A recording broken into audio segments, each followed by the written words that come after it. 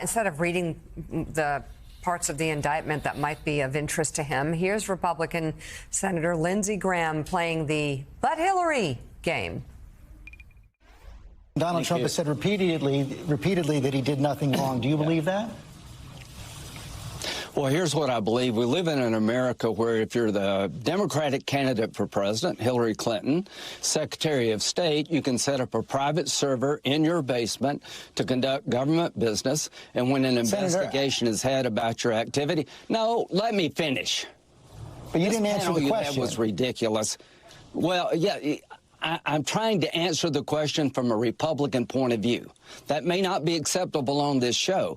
Yes, I don't like what President Trump did in certain aspects. I don't like that Joe Biden had classified information on the garage. I don't like that Mike Pence carelessly took classified information.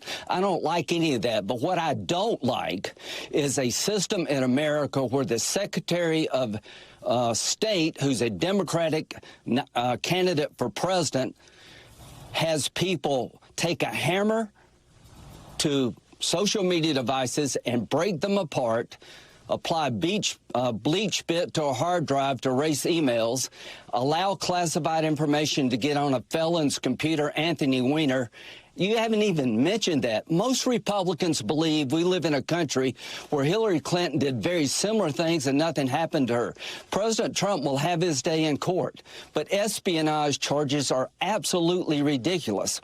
Whether you like Trump or not, he did not commit espionage. He did not disseminate, leak, or provide information to a foreign power or to a news organization to damage this country. He is not a spy. He's overcharged. Did he do things wrong? Yes, he may have. He will be tried about that, but Hillary Clinton wasn't. Your old boss committed perjury in a civil lawsuit, lost his law license, obstructed justice in a dozen ways, and he didn't get prosecuted. I know. And he was impeached. Well,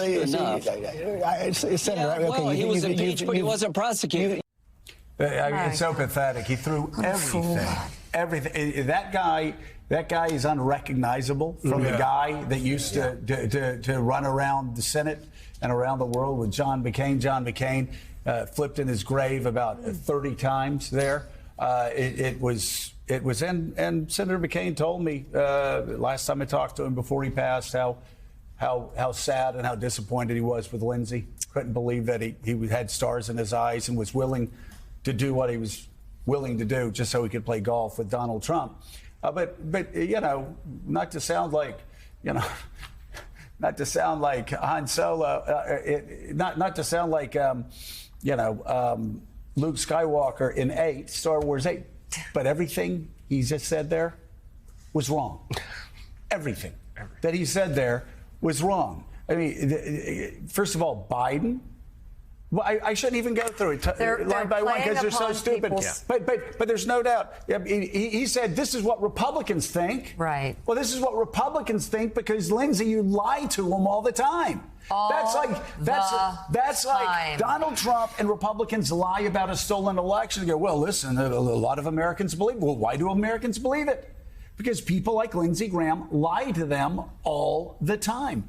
And he did it here, too. Lindsey goes, well, maybe what he did was bad. Nuclear secrets? It was kind of bad. Lindsey Graham that talks about how he likes, how he's a champion of national security, and he's fine with Donald Trump taking national security secrets to his beach house and leaving them in the shower and leaving them in the bathroom and leaving them in open spaces regarding nuclear secrets, regarding America's vulnerabilities, regarding our allies. I mean, this is, again, it's just, you talk about the degrading of the Republican Party and Lindsey Graham personally there. It's just sad and pathetic. And I just keep going back to what's worth that? What's worth that? To try to excuse a former president who, as Bill Barr said, did things that if you cared anything about national security, it would make your stomach churn. What is worth that for Lindsey Graham?